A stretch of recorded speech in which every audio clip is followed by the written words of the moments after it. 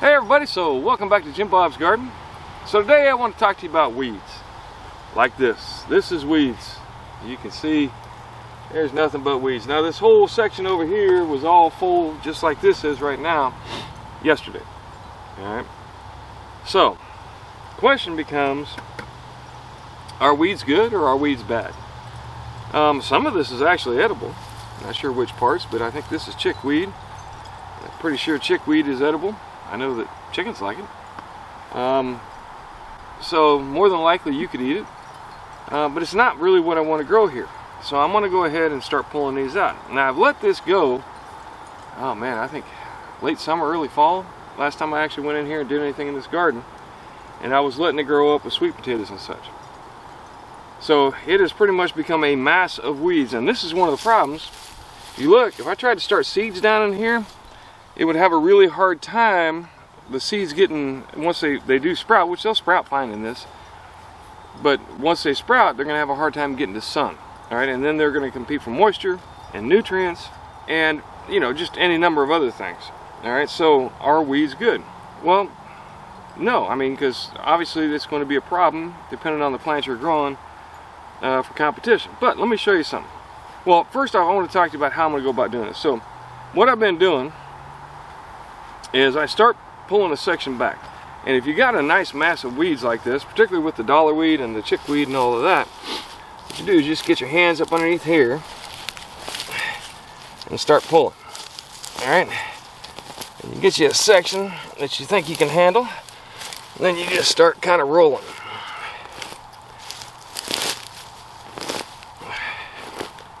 Now, is this hard work? Yeah, it's hard work.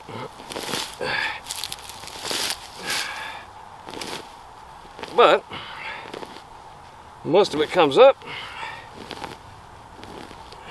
and it's kind of like just pulling back a carpet. You just kind of keep rolling as you go along until you get a good sized section. Alright, so now I got my section here, but one of the things you can see, this is dollarweed right here. You can tell by the white stuff. Alright, the white roots, that's how dollarweed comes out. So one of the things I'm trying to do is at least lessen the dollarweed in this section. And as I'm going along, I'm trying to pull up any kind of sweet potatoes I might find that are of any decent size, that are still left over from the winter. And we're going to pull this all out as we go along. Now I have nice soft dirt, and you may not have that nice soft dirt where you're at, and this may be a whole lot more difficult. Then you probably won't have dollarweed. Alright. But I want to show you something. So this dirt over here, I cleared out yesterday. If you look, it's dry and not very full of life. You can see it's kind of petering down. Whereas this dirt here is nice and moist. It's nice and cool. And so that's one of the reasons, at least my theory is, that's a good reason to not go about pulling weeds until you're ready to start planting. I like to let them grow up, let them shade the soil, let them keep the life in the soil. Then I'll go through, pull the weeds up. It also gives me the opportunity to pull as much of this dollarweed as I can. And no, you're never going to get it all. Well, I suppose you could. It'd take a lot more work than I'm willing to do. But I'll go through and I'll pull what I can of it. Try and get most of it out. And some of you will be saying, well, you know, every time you dig in the dirt, you're destroying life. Well, yes and no. Right? I am going to destroy some life, particularly the life that gets exposed to the sun. But by doing this by hand, rather than mechanically like with a rototiller, like worms and stuff like that, should live through it. Alright? So it's less invasive, less intrusive than mechanical means. But quite a bit more work. The other thing with dollarweed is if you go about trying to do this with a rototiller or a rotary tiller, then what will end up happening is all of this dollarweed will get chopped up. And when you chop it up, anywhere one little bit of those roots are, it'll actually grow back. So now what you've done is just spread your dollarweed instead of trying to remove it. And again, it's not really a huge problem because dollarweed is completely edible. In fact, I think I said before, in China, apparently they make a tea out of it. I forget the name that they call it there. It's not dollarweed, it's something else. Now, is it native here? I don't know. I am not the expert on dollarweed. But I will tell you that if you don't do this, it's going to get everywhere. And even if you do, it's still going to get everywhere. So anyway, so I pull back my carpet, like I said, and then I'll take a chunk of it, like so. Shake most of the dirt off. Now, I shake the dirt off primarily because I think the dirt that's right around the roots tends to be some of the better dirt, one. And two, I want that dirt back in my garden. Now, all of this is going to go in my compost bin. Another reason I don't mind weeds growing is because it's a source of greens before the grass really starts growing, before a lot of other things start growing. It's a source of green matter for your compost, which is hard to come by this time of year. All right, until the grass really starts to grow. Because you want a compost that is part green and part brown. I think it's 70-30 is the recommended split. 70% brown and 30%, or maybe 40-60 green to brown. Because that just makes it rot down faster. It'll still rot down, just takes more time. Like leaves and such in the forest floor, they all rot down, they just don't get in a hurry about it. You won't get that heat like you do in a compost bin. And a lot of that comes from the combination of green material and brown material. But we're not talking about compost, are we? We're talking about weeds. So, like I said, keep pulling them out, shaking them off. Now, all this green material, you don't have to get all this up. It's actually really good for your soil to leave it in. Because that will rot down in the soil and provide nutrients for the life that's in the soil, the worms and so on. But this is a really good way, if you have loose soil, to go ahead to cover your soil for the winter time and then come back and clean it up later on down the road. And that's what I'm doing. It gives you a couple things. One, it helps you to till your soil, which I still believe is good for your soil. I know some people who are no-till are saying, well, maybe we got to till a little bit. Others are still sticking by the idea that you should never ever till your soil. Now, as far as getting rid of weeds, there's other ways to get rid of weeds. You can come in and just mow them over with a weed whacker or an actual mower, whatever the case may be. The problem with that is that you're leaving the roots. And as you can see, dollarweed primarily spreads by the roots. So all that dollarweed will stay, as will grass and many other things. Now, you can get rid of it via chemical means, but keep in mind, any chemicals you put in the garden don't necessarily just dissipate. They typically stay there, and the more chemicals you use, the more that's in your garden, and eventually you're going to start eating those chemicals. So I don't do that. I don't like using chemicals. So I don't want to kill this with Roundup or some other product.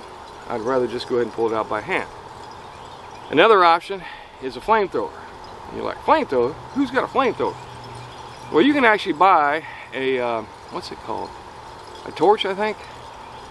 But it's a device you hook up to your propane bottles. Spark it off, and basically it gives a wider spread flame. And you can go around and kill it off with the flames. That does a couple of good things for you. One is, it's going to kill most of the plant, and all of that will rot down. It'll give you ash on top of your soil.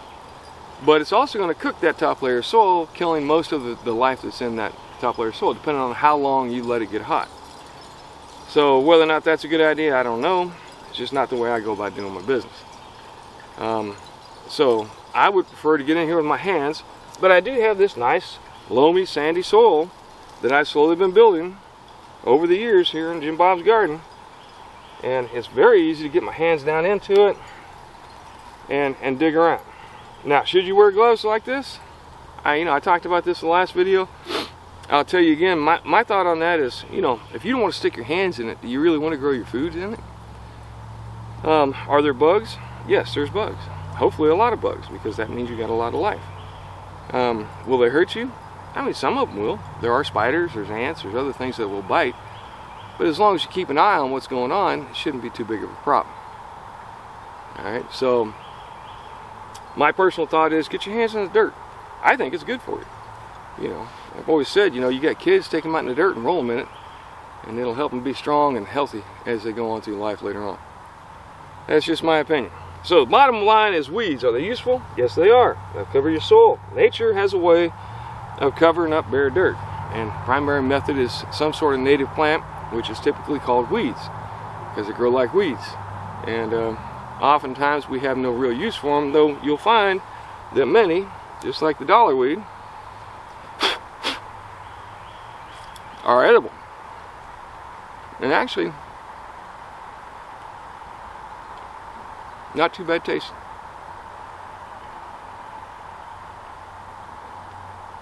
Yeah, not bad at all. Seems like last time I had more of a peppery.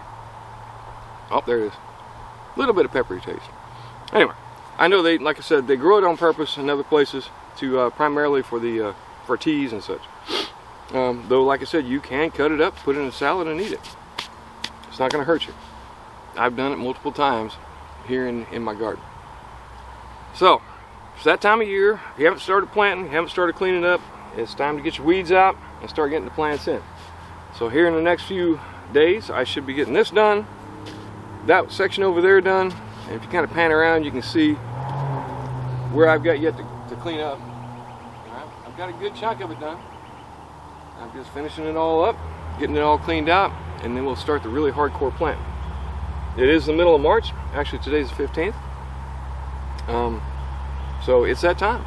If you haven't started, now's the time to do it. I'll be doing a planting video. I kind of wanted to hold off on that because I wasn't sure, because of the fact that we had a really hot late winter, early spring. Well, actually, we're not even in the spring yet. The late winter, last 2-3 weeks have been like in the high 80s. So I was like, man, I don't know if I can even plant any kind of a winter vegetable. But now it's starting to cool back off again. Like today was low 70s, very low 70s, if not high 60s. And then one last thing, let's talk about wardrobe. Alright. Get down on your knees in the garden, you're going to end up like this. And whoever's doing the laundry probably ain't going to appreciate that much. So, my recommendation is have an old pair of pants, old pair of shoes that you don't mind getting dirty doing this. That'll keep your significant other happy if they're the ones doing the laundry and not you. Alright? But, get to work. It's time. It's time to get in there and start pulling them weeds out and getting your garden looking good again so that you can get it all planted up. That's what I'm doing. Oh, and by the way, look at all the life. You can see all the roly-polies in here. I actually got a few worms here recently. See them right there? They're all up in there. There's another one right there. So there's plenty of life. What's this? Little beetle right there. No, I'm sorry, that's another roly-poly. I did see some actual earthworms in here, which I was very, very impressed and happy with. Speaking of such, don't go about killing every bug you see just because it's a bug. Alright, when you're doing this, if you can identify it as an armyworm or some other thing that you know you don't want in your garden, then by all means kill it. But for the most part, I'll let it go and just kind of see what happens from there.